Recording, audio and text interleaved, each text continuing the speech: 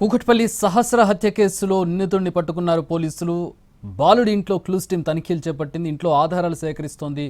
ఇప్పటికే బాలుడింట్లో కత్తి, రక్త మరకలతో ఉన్న దుస్తులు, చీటీ స్వాధీనం చేసుకున్నారు పోలీసులు. ఒక వెబ్ సిరీస్ చూసి బాలుడు ఈ హత్యకు పాల్పడినట్టుగా తెలుస్తోంది. ప్రస్తుతం హత్య జరిగినటువంటి బాలిక ఇంటి దగ్గర మా క్రైమ్ ఇన్పుట్ ఎడిటర్ రమేష్ ఎట్లా ఉన్నారు, అసలు ఆ బిల్డింగ్స్ ఎట్లా ఉన్నాయి, బాలుడు ఏ పరిస్థితుల్లో ఇట్లాంటి హత్య చేశారు, అలాగే ఏ కారణాలు అతన్ని చేయడానికి మోటివేట్ చేశాయి, అసలు తల్లిదండ్రులు ఏం చేస్తూ ఉన్నారు, ఇన్ని రోజులైనా కూడా తల్లిదండ్రులకు తెలియకుండా ఎలా ఉంది, మా ప్రతినిధి జాయిన్ అవుతూ ఉన్నారు.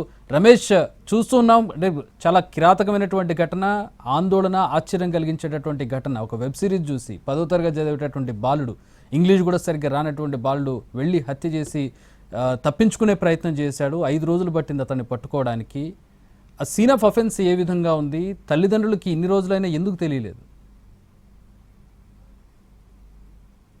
చక్రి సంబంధం చూసినట్లయితే అతనికి సోషల్ మీడియా ప్రభావం చాలా తీవ్ర స్థాయిలో ఉందని చెప్పి ఇప్పుడు అధికారులు చెప్తున్నారు. అయితే అంతేకాకుండా అతని మీద అసలు సిఐడి సంబంధించి ఏదైతే చాలా కాలం పాటు కొన్ని ఏళ్ల నుంచి కూడా ఆ టీవీలో కావచ్చు, ఇటు వెబ్ సిరీస్ వస్తున్న సిఐడి ప్రభావం చాలా తీవ్రంగా ఉందని చెప్పి కూడా పోలీసులు చెప్తున్నారు. ఎందుకంటే సిఐడిలో ఉన్న విధంగా అతను ఆ మాదిరిగా పోలీసు అధికారి కావాలి, లేకుంటే అందులో ఉన్న కొంతమంది కొన్ని పాత్రలు అతను తీవ్ర స్థాయిలో ప్రభావితం చేశామని చెప్పి చెప్తున్నారు. ముఖ్యంగా చూసినట్లయితే సిఐడిలో ఉన్న ఇన్స్పెక్టర్స్ కావచ్చు, సిఐడిలో ఉన్న కొన్ని పాత్రలు అతనికి తీవ్ర స్థాయిలో ప్రభావం చూపని చెప్తున్నారు. అయితే సిఐడి తరహాలో అతను హత్య చేసేసి ఆ తర్వాత తప్పించుకునే ప్రయత్నం కూడా చేశాడు. అంతేకాకుండా సోషల్ మీడియా అనేది అతని తీవ్ర ప్రభావం ఉంది. దీంతో పాటుగా ఇటీవల కాలంలో క్రిమినల్స్ అని కొన్ని ఓటీటీలో వచ్చిన వెబ్ సిరీస్ అతనికి తీవ్ర ప్రభావం చూపెట్టిందని చెప్తున్నారు. అయితే ఈ తరహాలోనే వీటన్నిటి చూసిన తర్వాత అతనిలో ఒక క్రిమినల్ మైండ్ చాలా పెద్ద ఎత్తున పెరిగిపోయిందని చెప్పొచ్చు. ఆ క్రిమినల్ మైండ్ ఆధారంగానే అతన్ని హత్య చేశారని చెప్తున్నారు. అయితే అతను ముఖ్యంగా అతనికి సంబంధించిన బ్యాట్ అనేది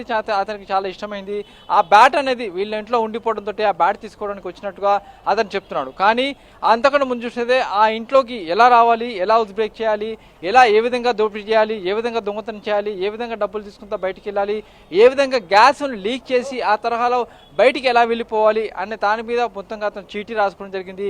వచ్చి రాని ఇంగ్లీష్లో అతను రాసుకున్న ఆ చీటీలో దొంగతనం నుంచి ఎస్కేప్ వరకు పూర్తిగా అతను కూలంకోచంగా రాస్తున్నాడు. మిషన్ డాన్ పేరుతో అతను రాసుకున్న ఆ చీటీ ప్రస్తుతానికి పోలీసులు లభ్యమైంది. అయితే ఇది పూర్తిగా ఓటీటీ కావచ్చు, వెబ్ సిరీస్ కావచ్చు, లేకుంటే సిఐడి అనే ఒక సీరియల్ కావచ్చు, ఈ మూడిటి ప్రభావం అతని మీద తీవ్ర స్థాయిలో ఉందని చెప్పి కూడా పోలీసు అధికారులు చెప్తున్నారు. అయితే అతను తప్పించుకోవడానికి ప్రధాన కారణం చూస్తే వీళ్ళు ఏదైతే చనిపోయిన హత్య చేయబడ్డ బాలిక కావచ్చు, లేకుంటే ఈ బాలుడు ఈ పక్కన చూపెడుతున్న ఈ ఇంట్లో 4th ఫ్లోర్లో ఈ బాలుడు నివాసం ఉంటారు. 2 సంవత్సరాల క్రితమే బాలుడు కుటుంబం ఇక్కడికి వచ్చింది. వీళ్ళు బాగా బతికిన కుటుంబం, పూర్తిగా ఆర్థికంగా బాగా నష్టపోయిన తర్వాత ఇక్కడికి వచ్చేసిన తర్వాత ఇక్కడ చిన్న కిరాణా షాప్ నడిపించుకుంటూ ఉంటున్నారు. అయితే అతని తండ్రి పూర్తి స్థాయిలో వ్యసనాలకు అంటే తాగుడుకు బానిస అయిపోయాడు. ఎలాంటి డబ్బులు కావచ్చు, ఎలాంటి ఫైనాన్షియల్ సంబంధించి ఎలాంటి సంపాదించలేదు. కేవలం తల్లి సంపాదన మీదనే వీళ్ళ కుటుంబం నడుస్తుంది. అంతేకాకుండా తల్లి ఇచ్చే డబ్బులతో కుటుంబం నడుస్తుంది. అంతేకాకుండా దీంతో పాటు ఎప్పుడు ప్రతినిత్యంగా ఫోన్లో కావచ్చు, అటు టీవీలో కావచ్చు, సిరీస్ కావచ్చు, వెబ్ సిరీస్ కావచ్చు, ఓటీటీనే చూస్తుంటాడు. ఆ ప్రభావం అతని మీద తీవ్ర స్థాయిలో ఉంది. అయితే అతని ఇంట్లో అతనికి ఎప్పటికీ ఆర్థికమైన ఇబ్బందులు చాలా ఉన్నాయి. కానీ డబ్బులు అతనికి సంబంధించి చూసినట్టయితే ఎక్కడ ఇబ్బందికరమైన పరిస్థితి లేకపోయినప్పటికీ ఓటీటీలో వచ్చిన ప్రభావం కావచ్చు, డబ్బుల ప్రభావం కావచ్చు, డబ్బుల మీద ఉన్న వ్యామోహం కావచ్చు, దీంతోపాటు చూసినట్టయితే అటు సిఐడి సిరీస్ కావచ్చు, దీంతోపాటుగా అతనికి ఉన్న బ్యాట్ వ్యామోహం కావచ్చు.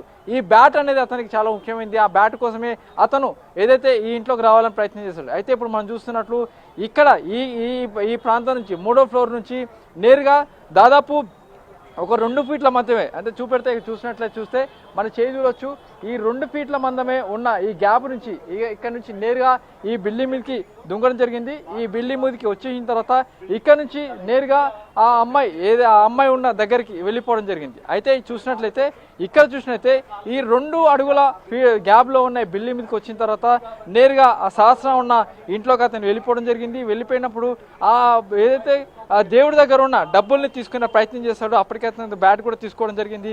ఆ తర్వాత ఆ డబ్బులు తీసుకునే క్రమంలోనే అప్పటికే ఆ సహస్ర గుర్తించి వెంటనే సహస్ర అతను వారించి, మా ఇంట్లోకి వచ్చి దొంగతనం చేస్తున్నావు, నేను వెంటనే నీ కుటుంబ సభ్యులకు కావచ్చు, మా తల్లిదండ్రులకు చెప్తానని చెప్పి ఆమె బెదిరించింది. అయితే వీళ్ళ మధ్య ఒక ఫ్రెండ్షిప్ ఉంది. ఎందుకంటే చూసినట్లయితే వీళ్ళ మధ్య ఫ్రెండ్షిప్ ఏంటంటే బర్త్డే పార్టీకి సంబంధించిన ఫోటోలు మనం ఇంటి స్క్రీన్ పై చూస్తున్నాం. ఏప్రిల్ 19వ తేదీన జరిగిన బర్త్డే పార్టీకి ఆ బాలుడు ఈ ఇంటికి రావడం జరిగింది. ఇదే ఇంట్లో జరిగిన ఈ పార్టీలో ఎప్పుడైతే రైట్ సైడ్ చూపెడుతున్న మన కెమెరామెన్ కూడా చూపెడుతున్నాడు, కెమెరామెన్ రాకెట్ చూపుతున్నప్పుడైతే ఇక్కడే రైట్ సైడ్లో జరిగిన బర్త్డే పార్టీలో ఆ బాలుడు ఏకంగా ఆ బాలికకు బర్త్డే సంబంధించిన విషయం చెప్పేసి కేకులు కూడా తినిపించాడు. ఏప్రిల్ 19వ తేదీన జరిగిన బర్త్డే పార్టీకి ఆ బాలుడు ఇంటికి రావడం జరిగింది. ఈ బాలుడికి సంబంధించి కావచ్చు, ఆ బాలిక సంబంధించి అంత ఫ్రెండ్షిప్ ఉంది. కానీ ఆ ఫ్రెండ్షిప్ సంబంధించి ఆ నేపథ్యంలోనే వీళ్ళ ఇంట్లో ఎక్కడెక్కడ ఏమేమి ఉన్నాయి, ఎక్కడ డబ్బులు ఉంటాయి, ఎక్కడ ఏ విధంగా ఉంటాయనే విషయం కూడా ఆ బాలిక ఖచ్చితంగా తెలుసు. ఆ నేపథ్యంలోనే ఈ ఇంట్లోకి రావడం జరిగింది. ఇంట్లోకి వచ్చి ఆ ఇంట్లో దేవుడి దగ్గర ఉన్న డబ్బుల్ని దొంగలించే ప్రయత్నం చేస్తుండగా శాస్త్ర వారించిన క్రమంలోనే వెంటనే ఏదైతే ఆ లోపట్ రూమ్లో ఏదైతే పక్కన చూసినట్లయితే ఆ లోపట్ రూమ్లోనే దేవుడి దగ్గర ఇప్పుడు మనకు ఆ లెఫ్ట్ సైడ్లో దేవుడికి సంబంధించి ఉన్నది. ఆ కిందనే ఏదైతే గల్లాపెట్ట ఉంది, ఆ గల్లాపెట్టలోనే పెద్ద ఎత్తున డబ్బులు ప్రతిసారి కూడా వాళ్ళ కుటుంబ సభ్యులు చర్చించుకుంటారు. ప్రతిసారి కూడా డబ్బులు కూడా అందులోనే వేస్తుంటారు. ఆ డబ్బులు దాదాపు 80,000 వరకు ఉంటాయని చెప్పి ఒక అంచనా ఉంది. ఆ డబ్బులు తీసుకున్న క్రమంలోనే అతను తీసుకుంటున్న వెంటనే సహస్ర బెదిరించింది. దీంతో మీ కుటుంబ సభ్యులకు మీ అమ్మ నాన్న కావచ్చు, లేకుంటే మా అమ్మ నాన్న చెప్తానని చెప్పి కూడా ఆమె సహస్ర బెదిరించడంతో తనతో పాటు తెచ్చుకున్న కత్తితో నేరుగా అతను పొడి చేసి అక్కడి నుంచి ఆమె గొంతులో ముందుగా పొడవడం జరిగింది.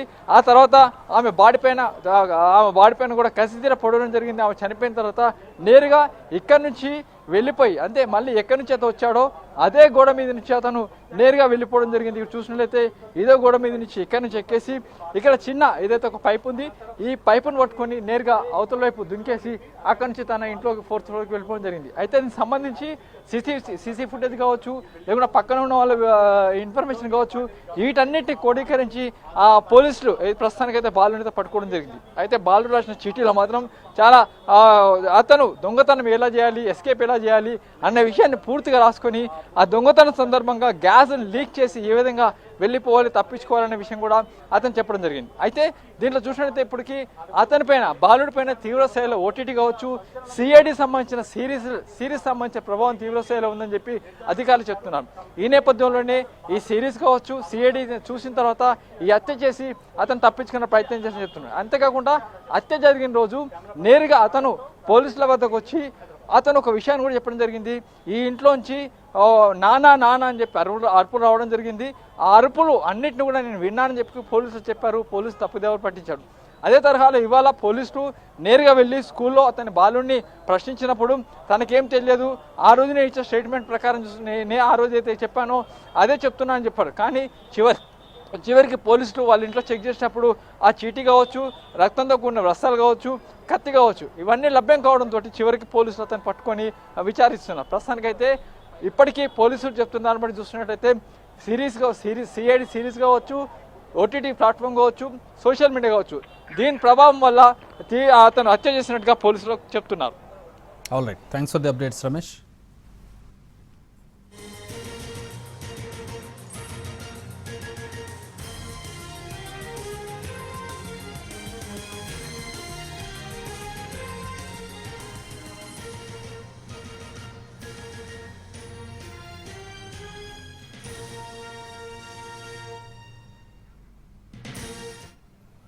చాలా ఆందోళన కలిగించేటటువంటి అంశం.